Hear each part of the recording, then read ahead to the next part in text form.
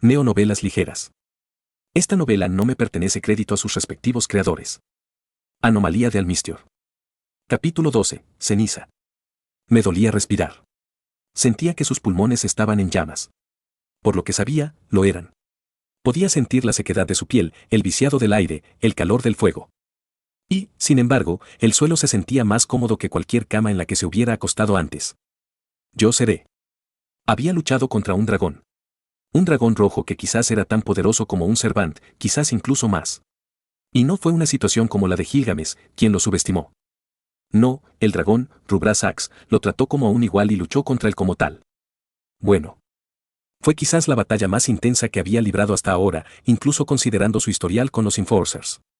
Más peligroso que un mago rebelde, más destructivo que un apóstol muerto. Ese era su oponente. Y había sobrevivido. Y Vix, oh. No solo eso, sino que considerando que lo último que vio fue a la abuela atravesando el pecho del dragón, podía, sin lugar a dudas, decir que ganó. No había manera concebible de que un dragón, sin importar cuán poderoso fuera, pudiera sobrevivir a un arma antidragón en el corazón como esa. Zirou habría sonreído si hubiera podido sentir sus labios. Derrotar a un dragón no fue tarea fácil. Derrotar a Rubrasax, un dragón con nombre capaz de algún tipo de manipulación de rayos rojos, estaba en otro nivel. Supongo que al final realmente me convertí en un héroe. Sí, un héroe, como aquellos con los que había luchado y contra ellos en el pasado. Un héroe de cuento que era héroe por el simple hecho de serlo. Un sueño que hacía mucho tiempo pensaba que era una meta imposible, pero que aún así valía la pena esforzarse por lograrlo. Los ojos de Zirou, ya cerrados, se relajaron. Estaba cansado y la tierra fría contrastaba con el aire humeante que podía sentir. Y en un instante, todos esos sentimientos desaparecieron. El aire estaba caliente, su nariz percibió el olor a madera y follaje quemados, mientras que la tierra que alguna vez fue reconfortante ahora se sentía como un agarre empalagoso. Esforzándose por abrir un ojo, pudo ver la figura de una rubia, con sus manos sobre él. Espíritus suaves y brillantes revolotearon hacia ellos y hacia Zirou. De repente, dio un grito ahogado cuando el aire de repente encontró su camino hacia sus pulmones.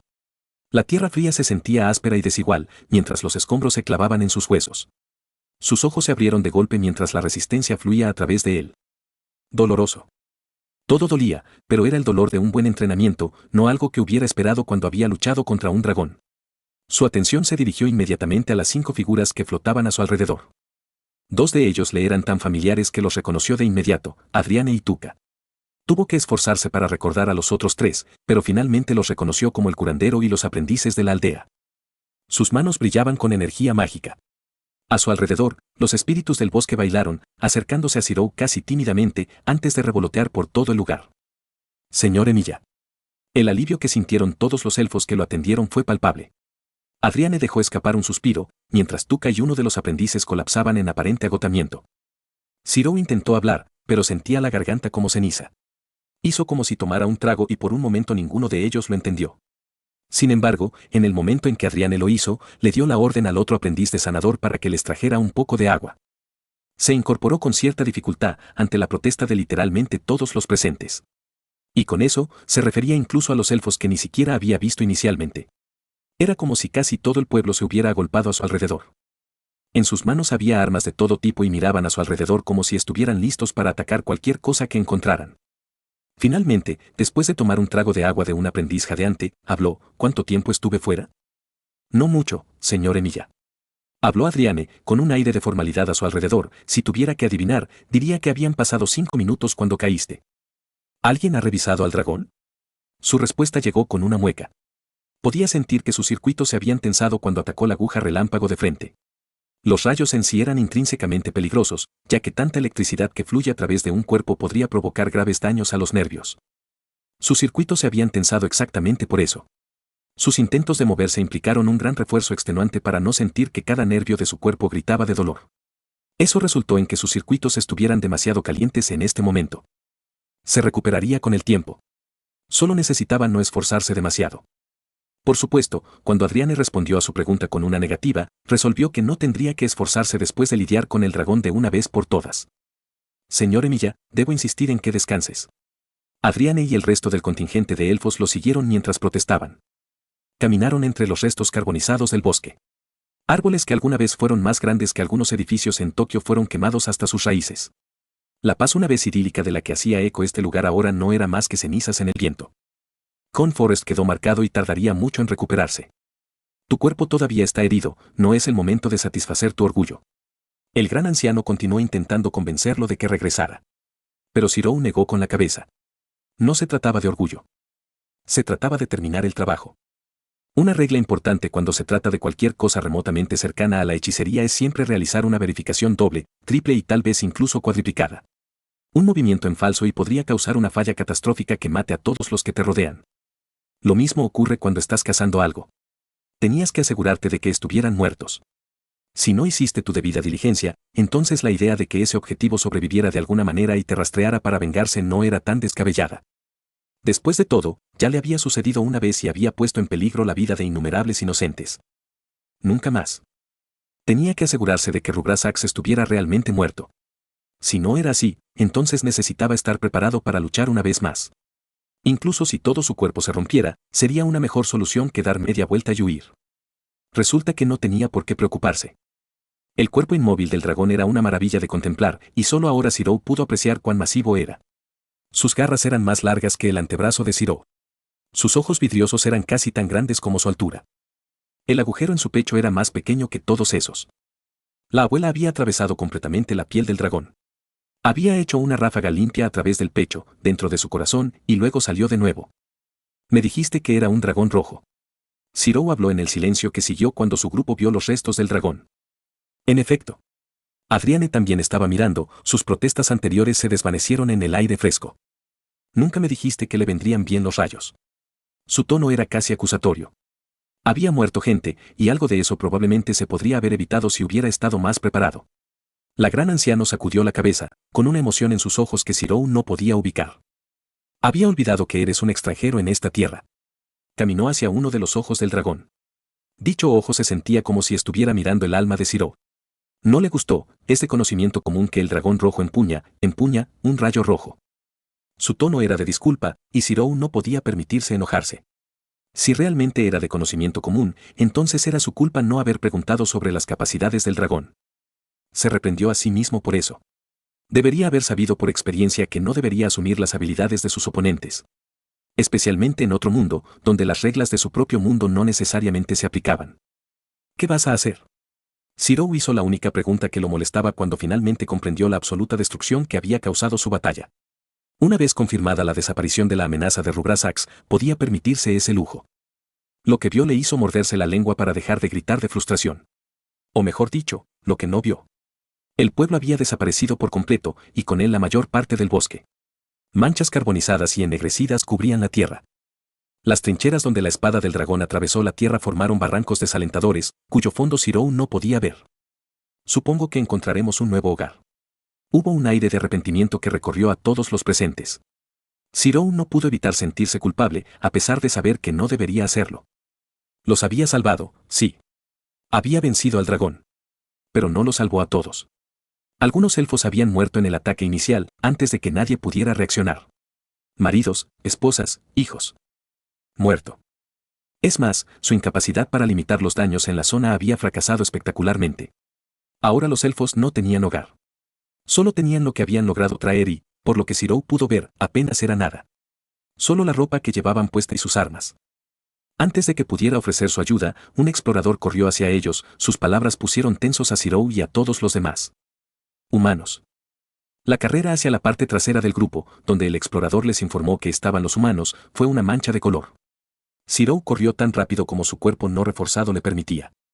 A su lado, Adriane, Tuca y Odor seguían su ritmo, junto con un número de exploradores que crecían cada vez más a medida que pasaban. Los oídos de Zirou captaron el sonido revelador de los gritos y, casi al unísono, su ritmo aumentó hasta casi correr. Si el imperio estaba aquí, entonces había que ocuparse de ellos de inmediato. Debido a la destrucción de Quan, los espíritus del bosque se habían retirado a donde quiera que residieran. La única razón por la que los elfos lo curaron con los espíritus se debió enteramente a su fascinación enfermiza por él. Nada de esa fascinación ayudaría a los elfos si el imperio decidiera atacar. Sin acceso a la magia espiritual, las habilidades de combate de los elfos quedarían gravemente paralizadas. Es más, sin la cobertura que naturalmente daba el bosque de Quan, el imperio podía cazarlos cuando quisiera. No bajo su vigilancia. Finalmente llegaron al lugar donde casi una docena de arqueros apuntaban con sus arcos a un grupo de 6, gritándoles todo el tiempo que se rindieran. En cualquier otro momento, esto habría sido algo bueno. Una ventaja de 2-1 no era tan buena como una de 3-1, pero cualquier ventaja era algo bueno. Excepto que reconoció los uniformes de esos 6 individuos. ¿Yo? Nosotros. Nosotros. ¿Daño? No. No hay daño. Un hombre vestido de verde hojeaba un libro. Las otras 5 figuras apuntaban con sus armas a los elfos mientras miraban a su alrededor. Gran anciano, dile a tu gente que se retire. Ciro gritó, son amistosos. ¿Realmente? Adriane no parecía sin aliento, a pesar de que casi la mitad del contingente parecía haber corrido un maratón. Muy bien. Ella aplaudió siguiendo un patrón específico y, en un instante, todos los arcos apuntaron hacia abajo. Sin embargo, eso no impidió que algunos de ellos miraran al grupo de humanos con sospecha. ¿Qué demonios? Espera un minuto, Emilia. ¿Emilia Ciro?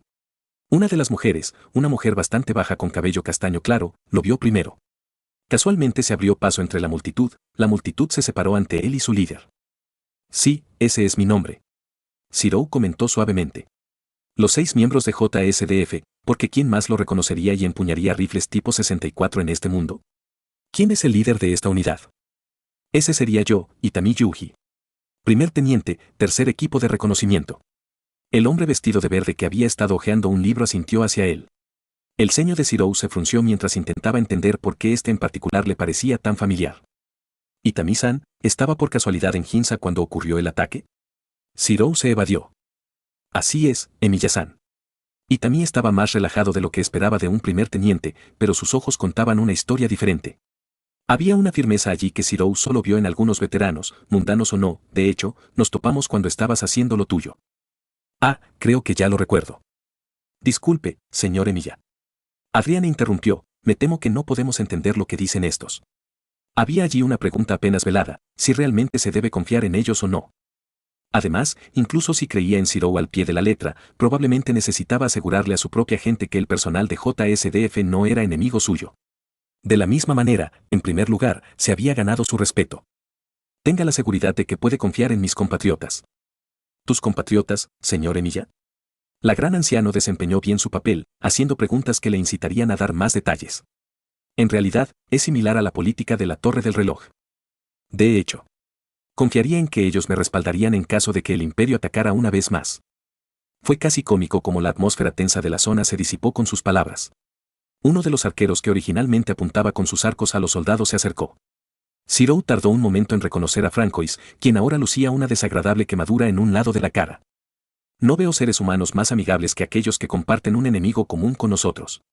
Dio un paso hacia Itami y los demás, quienes estaban extremadamente confundidos con la conversación unilateral que estaban escuchando.